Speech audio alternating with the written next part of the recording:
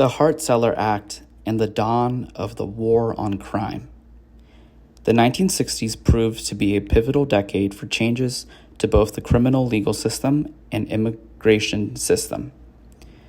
Amid civil rights protests and political unrest, concerns about rising crime were harnessed to a conservative political agenda. Barry Goldwater, Arizona senator and Republican nominee for president in 1964, stoked fears about the deterioration of law and order in his bid against President Lyndon B. Johnson. Goldwater lost, but the focus on crime prevailed. Even though Johnson advanced civil rights and launched social welfare programs as part of his quote-unquote war on poverty, he gave credence to the racist belief that crime was in part a result of the, quote, breakdown of the Negro family structure, end quote. In response to the right-wing moral panics over political uprisings, he, quote, ushered in a new era of American law enforcement, end quote, which came to be known as the War on Crime. Johnson would go on to sign legislation to provide more funding for police and establish a crime commission later that year. Prior to leaving office, he created the Law Enforcement Assistance Administration, which furthered the federal government's role in building up state and local law enforcement to combat crime. In the wake of civil rights progress and the end of the Jim Crow era, where explicit and outward white supremacy had been inscribed into law, as Michelle Alexander notes, crime became a label through which we could, quote, engage in all the practices we supposedly left behind, end quote. Eventually, the war on crime would change the nature of the federal government's approach to immigration control. The advancement of civil rights also played a role in the immigration debate. The U.S. restrictionist policy on immigration, dating back to the 1920s, allowed some Europeans to migrate, but banned almost everyone else from the Eastern Hemisphere. As a result, the foreign-born population in the United States at the time was barely 5%. After World War II, this policy began to be perceived as outdated due to its racist nature, and during the civil rights movement, an effort toward immigration reform progressed.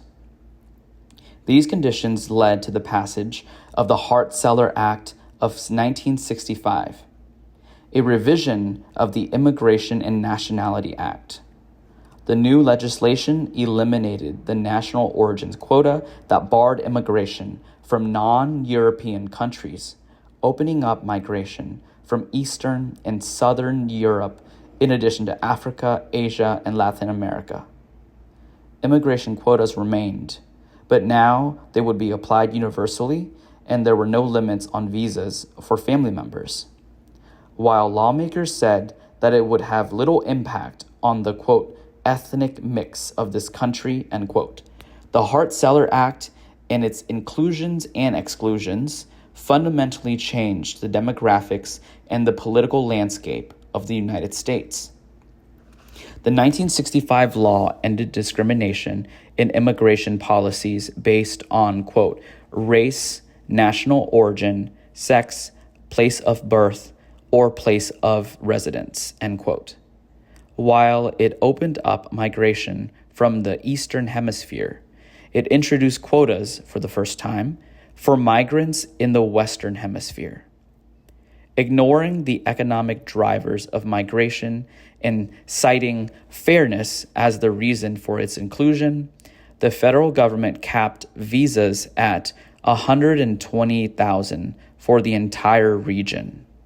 For Mexicans, the quota was later limited to 20,000. The previous year, the government had ended the exploitative Bracero program, a decades-long policy that encouraged Mexican workers to come to the United States for short periods to address labor shortages. The restriction on the number of visas due to Hart-Celler, coupled with the end of the Bracero program in 1964, resulted in an unprecedented rise in unauthorized migration. At the time, some 200,000 Mexicans were coming to the United States for work annually. Now, the first 20,000 migrants from Mexico could be issued visas, but the 20,000 and first immigrant would not be. If they had to cross for work, they would be considered illegal.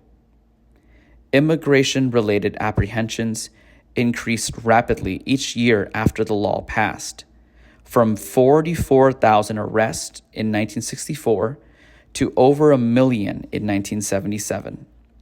While the law is often perceived as a watershed moment for supporting immigration, it made Mexicans a target for deportation and situated, quote, the U.S.-Mexico border as the theater of an enforcement crisis, end quote.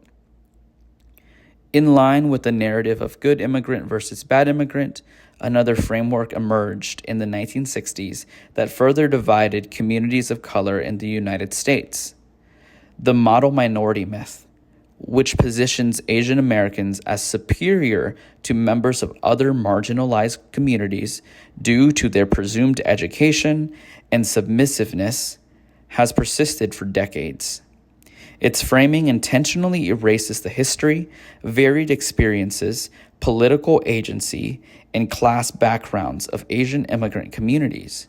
After all, some of the first laws restricting immigration, the Page Act of 1875 and the Chinese Exclusion Act of 1882, were bans on Asian migrants.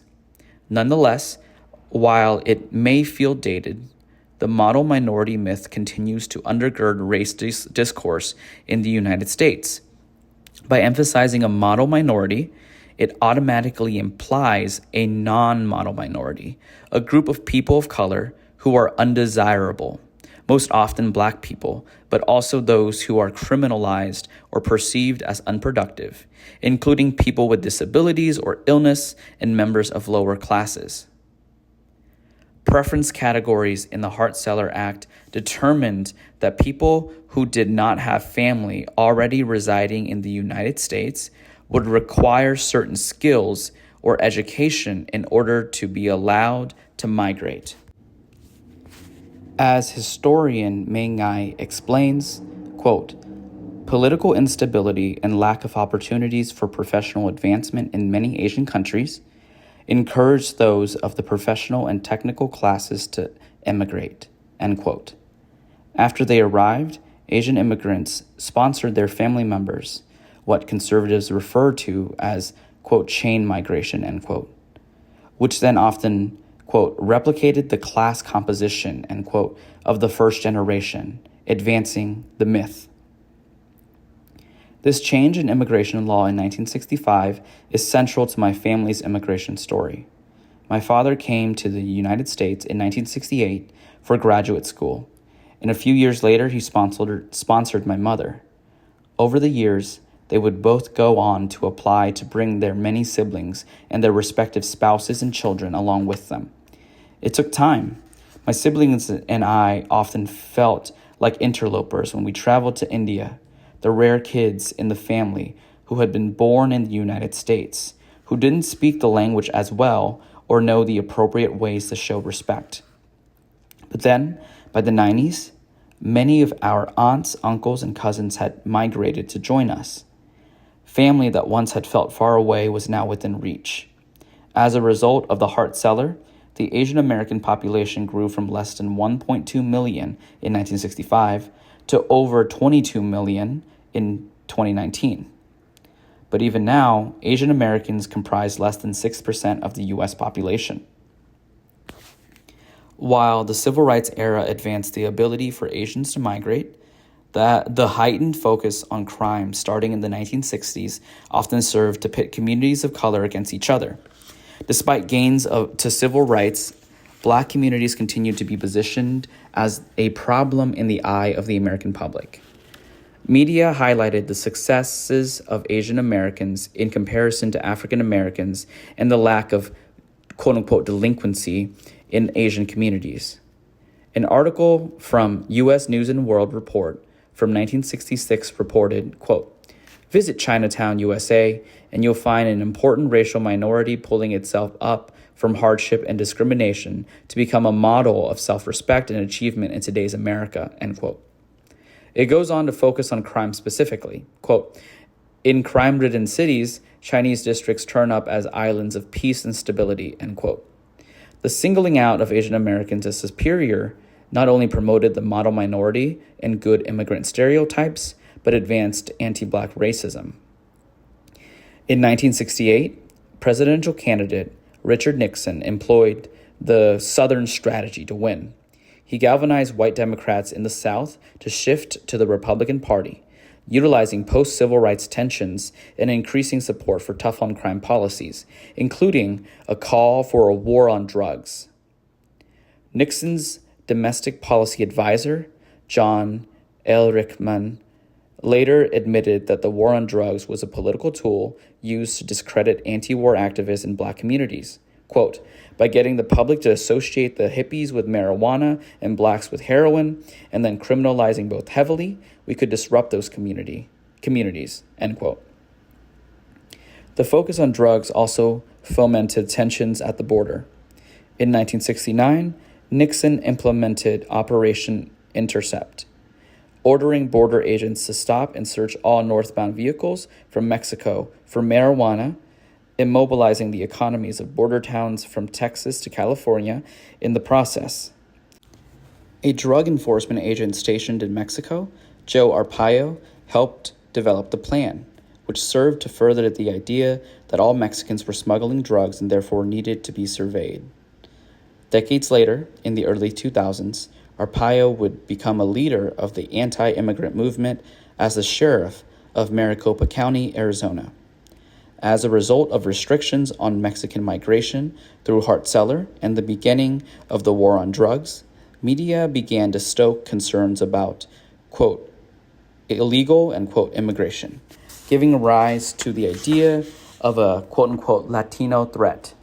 The passage of the Rockefeller drug laws in New York in 1973 increased prison time for a drug offense, including, in some cases, lifetime sentences.